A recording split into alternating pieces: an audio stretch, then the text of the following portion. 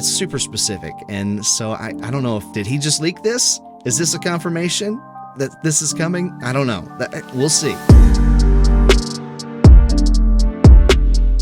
So earlier today on April 22nd, 2024, a very happy Mark Zuckerberg went live on Instagram to make this announcement about the Meta Horizon OS and how they are opening up their MetaQuest OS to other hardware manufacturers. And this is actually a very significant announcement, and I want to share a few thoughts and reasons why I think this is going to impact in a significant way the future of VR and mixed reality. Along with this quick video about what's going on, they also had this news announcement on their website introducing our open mixed reality ecosystem, and you can see a picture here of a product box that has a sticker on it that says built with Meta Horizon OS. So there's kind of three key takeaways that they want you to have from this announcement. One is that they're opening up their operating system to other hardware manufacturers. This is the operating system that's on the current MetaQuest 3, but it's going to be evolving and changing, and one of those changes is just the simple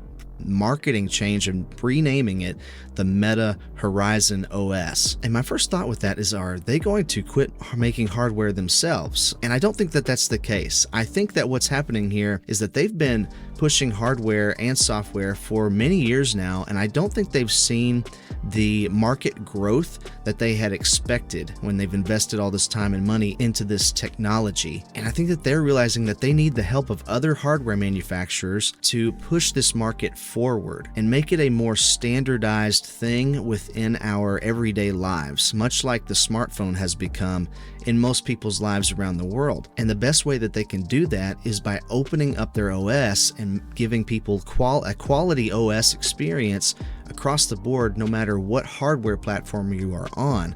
Much like Windows has done with the PC. It doesn't really matter if you have an HP or MSI or Dell or Lenovo or whatever. If it runs Windows, you're getting the same experience on any of those systems. And I believe that that is their goal here. And that's why they say in bullet point 2 here that we're working with leading technology companies to create new ecosystems of mixed reality devices. And we're making it even easier for developers to build mixed reality apps that reach a wide audience. And so one of the things they talk about in this video about this more open ecosystem is that it's going to allow manufacturers to be more specific in what they're creating. So for example, they talked about how Lenovo, their background is in like productivity, and they want to build a headset that's going to help you with productivity. It's not going to be for gaming, it's going to be for your workflow. And they talked about how they're working with Asus to build a high-powered gaming platform. They even talked about how they're working with Xbox already.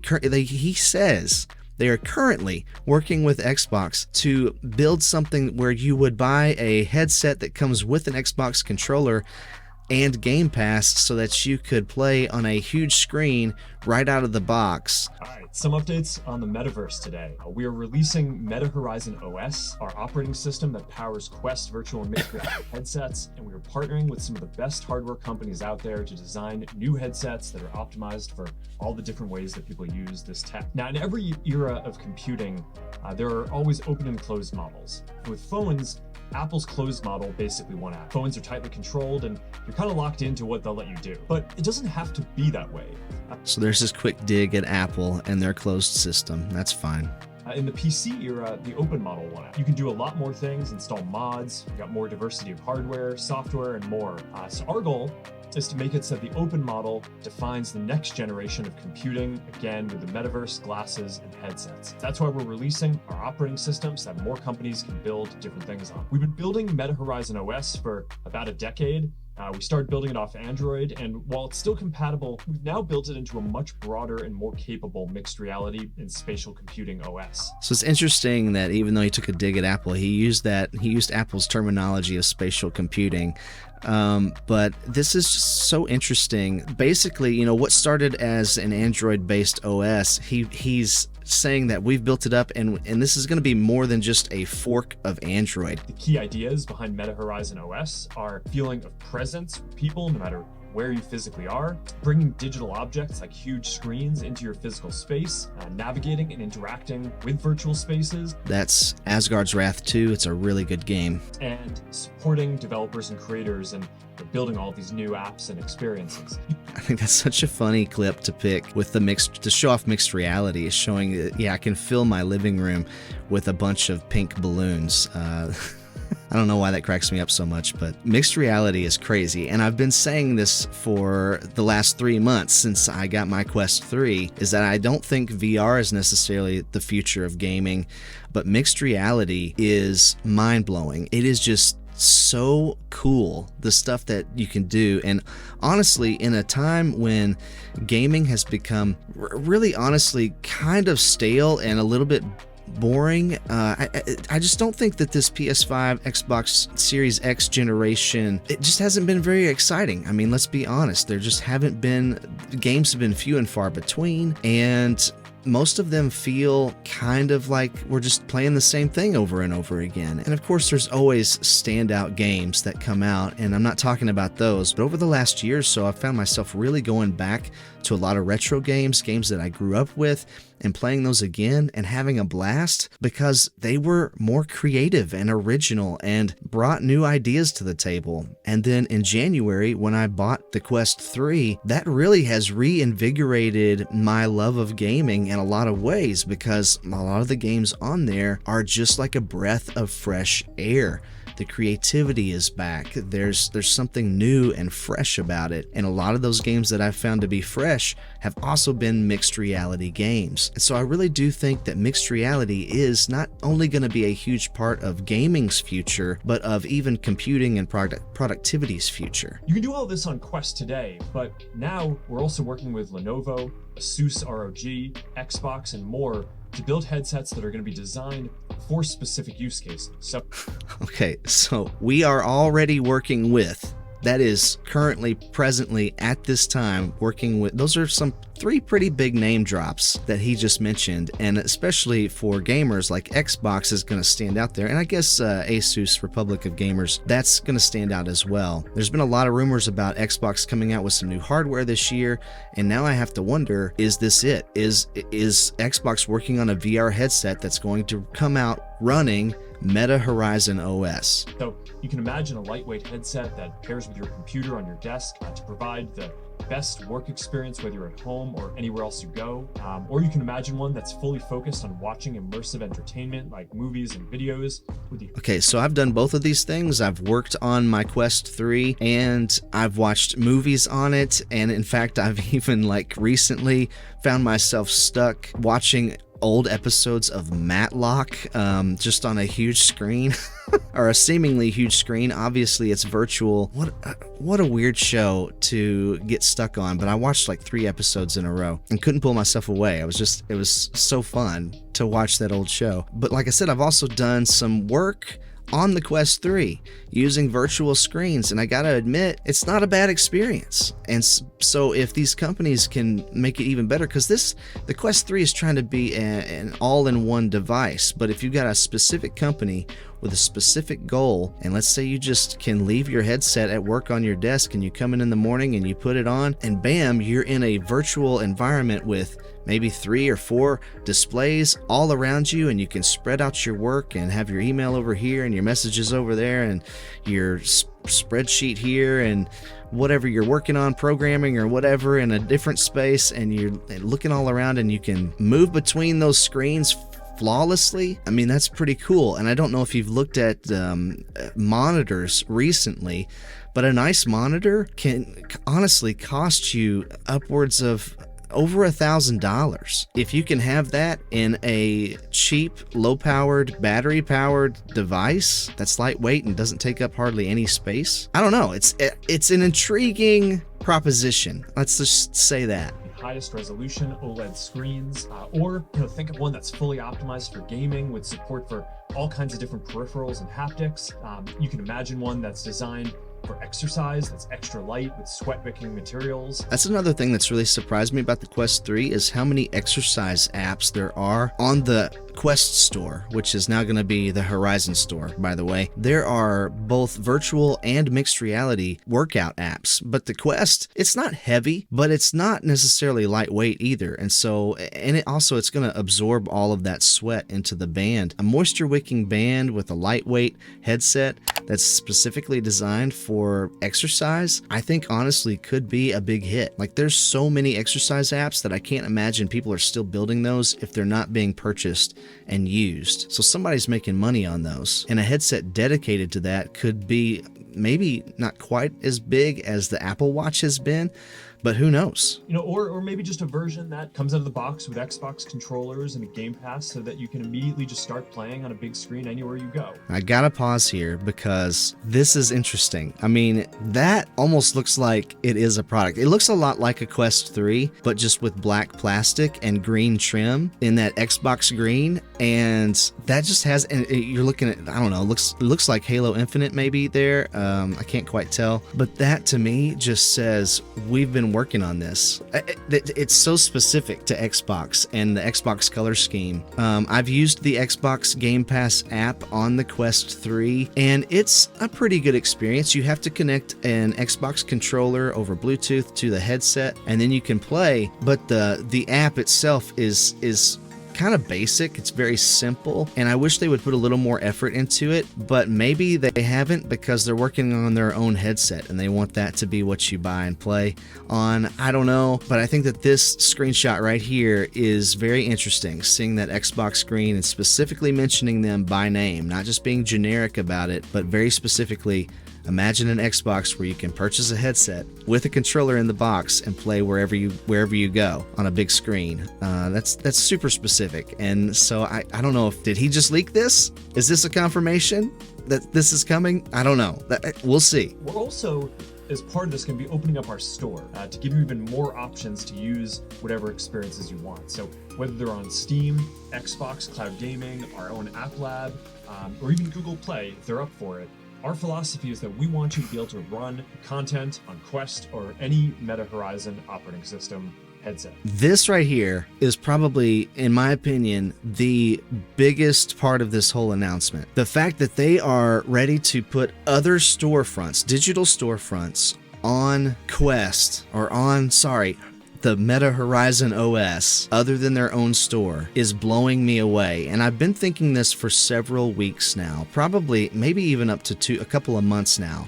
As physical media continues to die out, there has to be a change in the way games are sold, because if not, these gaming companies are going to become more and more like monopolies. There's no reason for the Xbox storefront, for example, to ever put any game on a sale if there's nowhere else that you can buy Xbox games. There's no reason for them to ever drop a price of a game. They completely control the market at that point in their little ecosphere.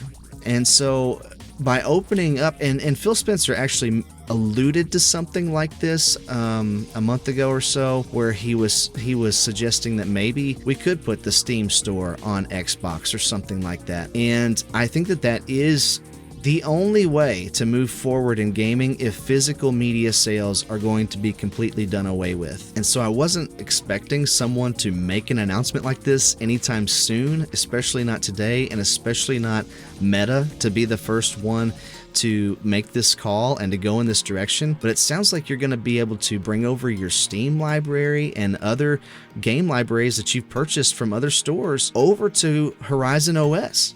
And it sounds like it's coming sooner rather than later. And this is very exciting because competition is good. Competition drives the industry forward. And this is a very pro-consumer move for them to do this. And so I am like, okay, let's go. Applause for Mark Zuckerberg and his team for going this way. And I can't wait to see how this turns out and what happens next. All right, so opening our OS, it's the next step in bringing all these different use cases of the metaverse to everyone.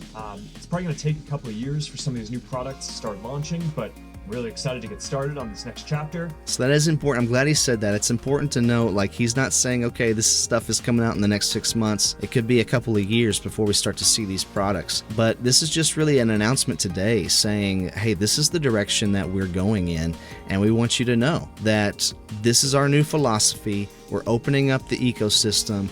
We're going to allow other storefronts. We're going to allow other hardware manufacturers to use our OS. And I just can't wait to see the results of all of this, because I think that this really is going to help push this market specifically forward. And I think that it desperately needs it. Otherwise, I'm honestly a little bit surprised that it hasn't been abandoned, because the adoption rate has been so slow. And one of the reasons it's been so slow is because it's really hard to demonstrate why you need this without actually physically putting on a headset and trying it out for yourself. And need might be a strong word, but you know what I mean. Like, it's hard to sell the product when you can't try the product. And the products have been a little bit on the expensive side to be just something that you're like randomly going to buy just to try out, you know, on a whim, on an impulse. So I'm very excited about this announcement. I'm 100% on board with where the direction that they've decided to go in. I think this is going to be great for the industry. And to get this into your hands as soon as possible. Hey, is this on? And look how happy he looks to make this announcement. I mean, I don't really feel like I ever see pictures of Mark Zuckerberg smiling. And so he's clearly excited about this and the direction that they're going to. So I'm really glad about that. Two more things real quick that he mentions in this news post is that the social layer of Meta OS, Horizon OS, means people's identities, avatars, social graphs, and friend groups can move with them across virtual spaces, and developers can integrate these social features into their apps. So I think basically what he's saying here is, hey, you know, like how you have friends on Xbox and friends on PlayStation, and they may not be the same groups of people. Well, if you have multiple headsets that all use the Meta Horizon OS, you're going to see your friends move from device to device. And maybe you can even say, when you're in a group online with your friends and you're playing Gorilla Tag, you can say, hey, let's jump over into Population 1 or Horizon Worlds or some other app and just move your group over into a different app altogether, rather than having to disconnect and reconnect in a new app. Or I mean, maybe you're even in your work group working on a presentation for your job or something with a group of people, coworkers, and you're like, hey, let's take a Halo break, and you jump over and you start playing some Halo or something like that. I don't know, but the possibilities are very interesting if they're going to have social groups built into the OS and be able to move across platforms. That's really great. And then the other thing that I wanted to mention here is just some changes again to the store, where they are going to create a whole new section for App Lab apps in the Horizon store.